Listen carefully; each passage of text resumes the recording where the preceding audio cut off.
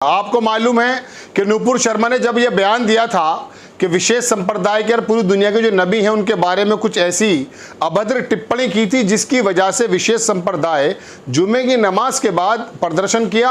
आरोप है कि पथराव भी हुआ और उसके बाद फिर वो हिंसा भड़की। आपने देखा सोशल मीडिया हो या मेनस्ट्रीम मीडिया हो, वहां पर जितने भी ऐसे चैनल्स हैं जिनकी आंखों पर सत्ता की पट्टी पड़ी हुई है या चाटुकारिता की हद से वो गुजर चुके हैं, उन्होंने उन संप्रदाय विशेष संप्रदाय के लोगों को पत्थरबाज, उग्रवादी, आतंकवादी और जाने क्या क्या कहना शुरू कर दिया। उनके अलावा भारत के अंदर एक बहुत बड़ी फौज जो बन चुकी है अंधभक्तों की, उन्होंने भी गोया कि ऐसा बता दिया कि जैसे वो पाकिस्तान से आए हुए लोग हैं। एक गलत काम हो सकता अगर पत्थरबाजी की है तो, लेकिन उनका एक अधिकार है, सड़क पर आकर अपनी बात को रख सकते हैं बिना हिंसा के। अब हिंसा हुई है दोबारा से, किसने की है आपको मालूम है? अग्निपथ स्कीम, जिसके अंदर कहा जा रहा है कि सिर्फ 4 साल की नौकरी होगी और 4 साल के बाद ना आपके पास कोई पेंशन होगी ना कोई नौकरी होगी, आपको रिटायर कर दिया जाएगा। सेना की बात जो मैं कर रहा हूँ उसके बारे में हिंदुस्तान के अलग अलग जगहों पर, बुलंदशहर, उत्तर प्रदेश, बिहार के कई सारे शहरों में लोगों ने पटरियाँ उखाड़ दी, ट्रेनों में आग लगा दी। विनोद कापड़ी बड़े पत्रकार हैं, वो क्या कह रहे हैं वो देखें आप देखें। विनोद कापड़ी ने एक जगह लिखा कि आज तो शुक्रवार भी नहीं है। ये शुक्रवार को ऐसा शो किया गया था, ज़माने से शुक्रवार आता है दर्शकों। नुपुर शर्मा के बयान के बाद भी एक शुक्रवार आया था जिसमें कुछ नहीं हुआ था। अगले शुक्रवार को यानी कि 15 दिन के बाद जब खाड़ी देशों ने भी खंडन कर दिया था, तब जाकर के वो हिंसा भड़की थी या जो भी कुछ हुआ था वो आपके सामने है। लेकिन सोशल मीडिया पे प्रचारित किया गया कि शुक्रवार ना होकर के शायद कोई ऐसा दिन है जिस दिन कोई हिंसा की जाती है, लड़ाई की जाती है। तो विनोद कापड़ी ने कहा कि आज तो शुक्रवार भी नहीं है, बुधवार कल था, है ना। फिर भी देश के लाखों युवा क्यों सड़कों पर हैं? शुक्रवार के नाम से सरकार का नैरेटिव चला रहे लोगों को खुद से सवाल पूछना चाहिए और चुल्लू भर पानी में डूब मरना चाहिए। ऐसे ही बेशर्म लोगों की वजह से देश ये सब झेल रहा है, रोज रोज 24 घंटे। क्या झेल रहा है वो वीडियो में आपको दिखाऊंगा। विनोद दूसरे आदमी ने उसको ट्वीट किया है और क्या किस तरह का नैरेटिव सेट किया गया था आपकी स्क्रीन पर लगाता हूँ। लारेब खान, उन्होंने लिखा कि विनोद कापड़ी क्या ऐसी भड़काऊ बातें लिखने के बाद केवल लगाने से इन चाटुकारों के ऊपर कोई कार्रवाई नहीं होगी। एक स्क्रीनशॉट है न्यूज़ चैनल का दर्शकों, जी न्यूज़ का, कल जुम्मे पर कुछ बड़ा होगा क्वेश्चन मार्क। ये वही हैं जिनके अभी राज्यसभा इनके जो मालिक हैं राज्यसभा जा नहीं पाए, हार गए हैं।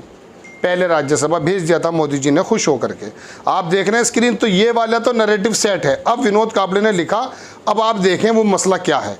अशरफ हुसैन है, उन्होंने ट्विटर पर इस ट्रेन का फोटो डाला है जो लग रही है आपके पीछे, मतलब स्क्रीन पर आपके, ये जला दी है उन लोगों ने जिनको ये मालूम था कि हम अपने जज्बे के साथ मेहनत करते हैं कई सालों तक, सड़कों पर, गाँव की पगडंडियों पर, नाले की जो है बराबर में है और तमाम खेतों की पगडंडियों पर हम भागते हैं, अपने पसीने को बहाते हैं।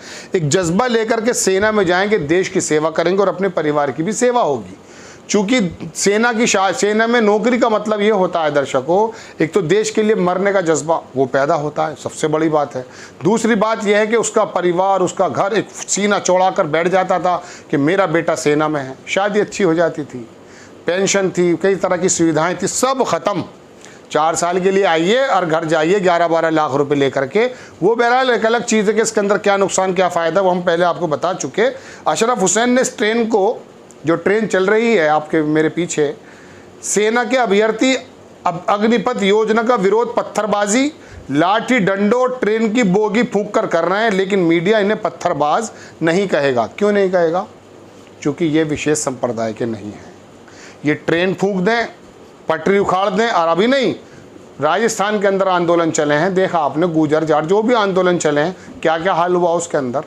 गलत है, संविधान के मुताबिक प्रदर्शन होना ज़रूरी है। किसी भी हिंसा का हम समर्थन नहीं कर सकते।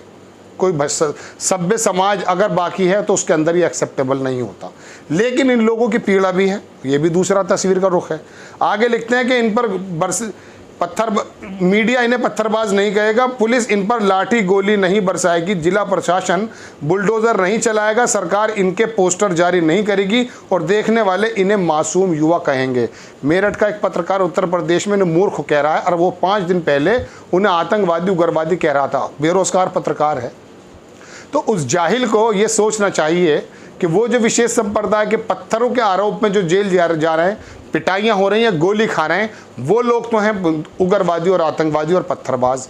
और ये मूर्ख युवा ट्रेन फूंक दें, पटरियाँ उखाड़ दें, बसों में फूंक दें, लगा रहा हूँ मैं आपके साथ, तमाम आवागमन बंद कर दें, पिटाई कर दें, एक लाठी इन पर नहीं चलेगी, क्योंकि ये वोटर आपके हैं।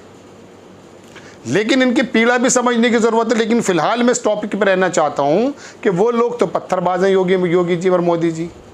उनको जगह तो बड़ी सख्ती से करना चाहिए। उनको तो बिना उनके तो पोस्टर लगवा देंगे हम, उन पर तो मुआवजा लिया जाएगा। क्या इनसे मुआवजा लेने की स्थिति में हैं आप? भारतीय जनता पार्टी का कोई नेता, संगठन का कोई नेता और मंत्रिमंडल का कोई मंत्री क्या मुंह से खोलकर ये शब्द कह सकता है? इतनी गैरत बाकी है कि वो ये कह दे कि साहब इनसे वसूल किया जाएगा? हिम्मत नहीं है आपकी। आप ये काम इसलिए नहीं कर सकते क्योंकि ये आपके वोटर्स भी थे, इनको देशभक्ति का पाठ पढ़ाया था। अभी तो बारी इनकी है ना। आपने एक शेर सुना है दर्शकों? मैं चलो सुना देता हूँ, बात आ जाती है। लिखा हुआ है, मेरे पास था कहीं, वो मैंने ट्वीट भी किया था कि मेरे कत्ल पे आप चुप थे, ये था कि उनके कत्ल पर मैं भी चुप था, मेरा नंबर अब आया। आपका नंबर अब आया है। उसके कत्ल पर मैं भी चुप था, मेरा नंबर अब आया। मेरे कत्ल पे आप भी चुप हैं, अगला नंबर आपका है। आ चुका है। एक एक चीज़ को देखा जा रहा है।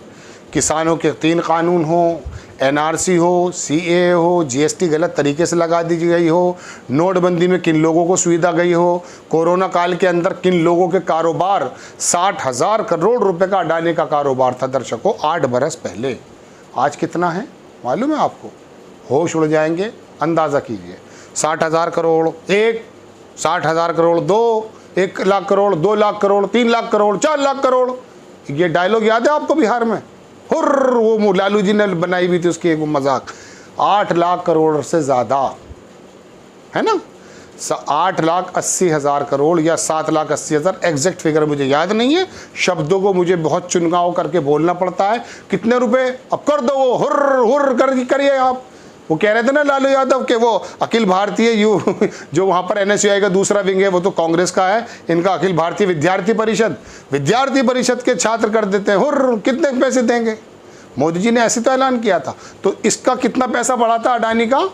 60,000 करोड़। और सब लोग फकीर, सब लोग रोटी से परेशान, दवाइयों से परेशान है ना, सब चीज़ों से परेशान। तो अब क्या है, खैर खबर का रुख मुड़ गया था। लेकिन होता यूँ है कि आप करें तो पत्थरबाज और आप करें तो मूर्ख। समझ नहीं रहे हैं देश के बारे में क्या हो रहा है। इजराइल का पैटर्न कर रहे हैं हम, इजराइल का पैटर्न है ये। हाँ, इजराइल का पैटर्न है ये। आपको खबर कैसी लगी अपनी राय कमेंट्स बॉक्स में ज़रूर दीजिए। चैनल को सब्सक्राइब कीजिए, शेयर कीजिए। नेक्स्ट टाइम मैं किसी खबर के साथ आता हूँ। जय हिंद।